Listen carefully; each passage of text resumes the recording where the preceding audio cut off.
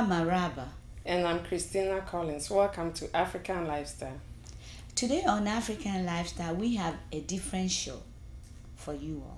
And we invited our own Jomo Stavelfield, director, producer of African Lifestyle, to join us in this discussion. We'll be right back. Looking for a place that has all your African needs? The Live G Fashion Boutique in Prince William County is just for you. Located at 14804 Build America Drive, we carry beauty and skincare products, jewelry, a wide selection of clothing for the entire family, and much more. Live G Fashion Boutique, the one-stop shopping in nearby Woodbridge, Virginia. For more information, call us at 703-490-1050. That's 703-490-1050. Gainesville Family Dental Center is a state-of-the-art facility with deep ties to the African community. GFDC staff regularly travels to Africa, providing dental care to many who cannot afford a dentist. This type of dedication is the core of our belief that everyone, regardless of circumstances, deserves a beautiful smile. Gainesville Family Dental Center, 703-368-1272. Tricon International is the link between Africa and the rest of the world. Tricon is at the front line of emerging markets with products and services for the 21st century. Tricon shipping and brokering are our flagship services, and we have developed a direct link from the Washington, D.C. area to most of West Africa. Tricon also have monthly shipping to Ghana, Sierra Leone, and Liberia. Tricon International, 703-405-3118.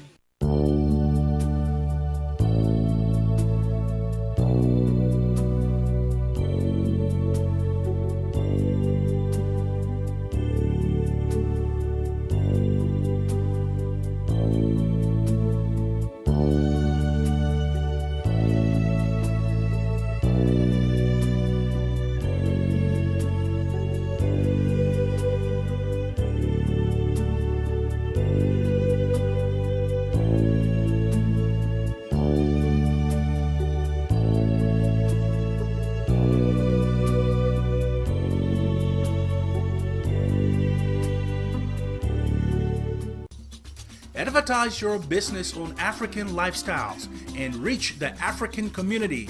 For more information, call 703-896-6212 or visit us on the web at afrilifetv.com. African Lifestyles, connecting business and community. Coco, contemporary African fashion and designs by Coco. Designs that make a statement while embracing the African culture. Coco. Sexy, elegant, youthful. Coco. African motif with contemporary flair. Coco. Extraordinary designs by Coco. Visit African Design Boutique and Gift Shop at 395 Garrisonville Road in Stafford, Virginia. Coco. Welcome back. We are talking about issues affecting Africa, especially economic crisis. And we are bordering the first discussion on Obama's policies pertaining to Africa. Jomo. Well, you see, Obama, lots of Africans all over the country, all over the world for that matter, we holding our breath to see what policies or what issues Obama are going to come out with towards Africa. Just recently, we all got excited because he just nominated Johnny Carson to be the assistant Secretary of State, and he will be in charge of African affairs or African policies. That's very exciting for all of us who have interest in Africa, because Mr. Carson has he has been ambassador to three African countries. Yes. Right. And he was also working on Capitol Hill on the subcommittee of African affairs. So this is someone who has experience on the continent. He knows what the policies are. Right. He knows the people. He knows the culture. And I think it's a bold step from the Obama's government That's it. that Africa is about to become an important Yeah. part of his administration. Right. And you know what? I think he's been to about 40 African provinces or so. So you're right. He knows so much. He's well depth into African affairs. This man's career has been about Africa. Right. Yeah. So she knows whatever the Africans need and Right. all the problems we're facing. Yeah. You And know, talking so- about what Africa needs, he's even started talking about, freedom of speech for Oh, the okay. media. For media, Oh, yes. okay. Yeah. Okay. Mhm. That is so that's- crucial because the tenets of democracy Right. is that you can't really have true democracy without freedom of the press. Right. Right. And in this country we know that the press is what we call the fourth estate. In other words, Right. they're the ones that oversee the government. Yeah. So the government becomes responsible. Right. And so having that and media to be and journalists to be able to report the stories as they are, As they are. Yeah. right? It is tremendous. Yeah. I Because believe that. some countries don't want you to say what is happening. You can open your mouth No, and right, all this, right. which is not right. Yeah, you the only know? thing the media can do is to say good things, Things about about the the government, yeah. whether Right. they're It's doing not right good. or not, and that's It's wrong. not good at all. And he also mentioned Obama's government supporting the African leaders who want to stand up for the right thing. But I think in all you have to give George Bush some credit, even in that area. Yeah, he did. He Absolutely. did. Yes, He did well too. George Bush had, for some strange reason, regardless of his policies, Right. he had an interest in Africa. Right. He did. He definitely. even went to And Ghana, lot- right? Right. Yeah. He went to Ghana. And Kufuor, former president of Ghana, He did a lot They with were it. like pals, you Yeah, know. right. He helped Ghana a lot, Senegal, Right. and But, all that. but many will argue that George Bush only did what I think any other presidents would do, simply because if you look at the progression of the world, Africa is the only continent that's been left behind. We have all the natural resources, Oh, yes, you know, we do. but why are we not doing well as know. other nations, other continents? And so I think George Bush, I don't think he was a bad guy. I mean, some of his policies are I questioned. love George Bush. The I only love thing- Obama. I love George Bush Yeah, too. well, The only thing was the war thing. That's all. I think. Well, I disagree with that. I think it's more than just the war. I mean, some of his policies yeah, were just yes. absolutely horrendous. Right, but Yeah. the most important one that people didn't agree was the war too. You know. The war set on a lot of on the American people conscious, people in the world. It set on our conscience, and it was a big issue. The arrogance, of the American The superpower. arrogance, Right. yes, You that's know. it, which Obama is trying to change. change, right. America is superpower, Right. but But we still- got to do the right thing and follow human rights and all that. Anyway, enough about Bush. Yeah, ECOWAS is trying to help Africa. Right. Like before off screen, you were talking about this Indian guy the Nobel Prize winner, Yes. who brought the idea of this micro loan. Right. You Right. see, and in Liberia, I heard that there's this lady called Amelia who got a loan for $83. Right. She cracks rocks for road building, and then she went to get more loan to do Yeah. extra. How can Isn't that somebody? amazing? She's clever because how can somebody just use $85? $83. $83 But even that to create something in like Africa, that. it's big money. It's It not is though, $83. but to create such a business. Yeah, but the microloan, I mean, Africa is so ripe for that concept. Yeah, it's about time. It is, and most of the business people, overwhelming majority of the business people in Africa, they are small mom and pop operation. Yeah. And do you know something that I also saw was the Kenya. In Kenya, these ladies has formed an association, and they give themselves some loan. They get a big loan from the government, and they give it to the association give it to themselves, and they create small businesses for themselves. I saw it in, yeah, which wasn't bad. And those microloans, the reason why they work is because most of these countries, the economy is so localized, and so the money stay within the community.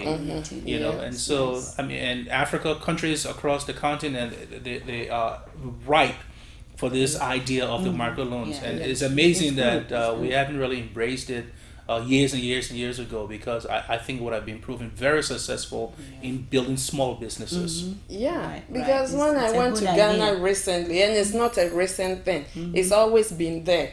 Almost every home you see a small store. Even my mom, in front of her store, she has a salon in her house, you know.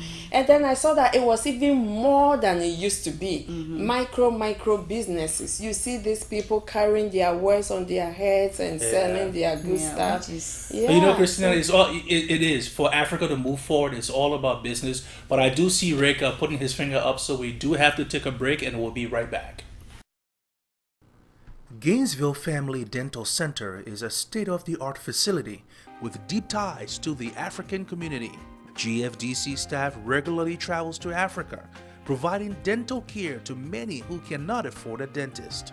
This type of dedication is the core of our belief that everyone, regardless of circumstances, deserves a beautiful smile. Gainesville Family Dental Center, 703-368-1272.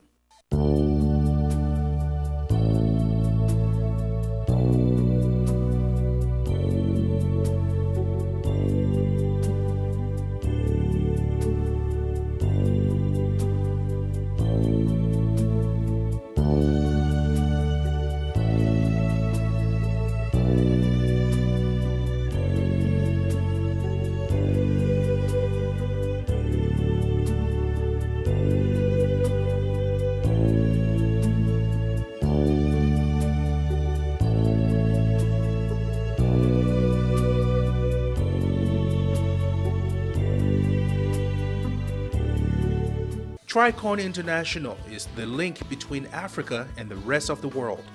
Tricon is at the front line of emerging markets with products and services for the 21st century.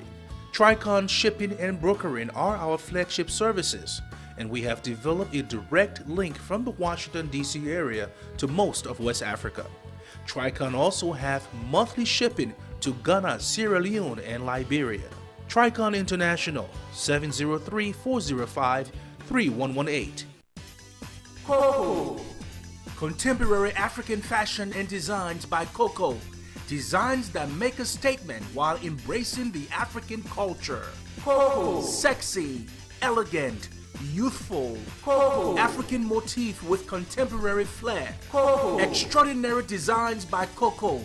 Visit African Design Boutique and Gift Shop at 395 Garrisonville Road in Stafford, Virginia. Coco. Advertise your business on African lifestyles and reach the African community. For more information, call 703-896-6212 or visit us on the web at AfriLifeTV.com. African Lifestyles, connecting business and community. Welcome back. Before we went to the break, we were talking about micro businesses in Africa, and this means a lot to the African. Now, what impact is it going to have on us, the positive impact, especially those of us abroad? Because there are a lot of people who have big ideas. They want to build businesses, and yet they go back to Africa to build their businesses, and then they come back. Well, a lot of them come back, because the business didn't work out. Right. Because I think what this proves is that when you start a business small, there's a better chance of your business surviving. Simply because, again, the overwhelming majority of businesses in Africa are the small mom and pop operation. Yeah. And again, it's a localized economy. So a lot of people who go back, they go back with a lot of grandiose ideas. You know, they want to open a factory, they want to open a this, and of course, you know, it requires money and sustainability. And so if you don't have the customers to sustain that kind of business, you go under quick. But the businesses who are catering to the everyday needs of the people, those are the businesses that I see surviving. Like restaurants, small businesses like telephone services. Yeah, and they all have this, something like or communication center. opening a small shop. Yeah, even the money changers are making money. I mean, yes, they're surviving. making a lot of money.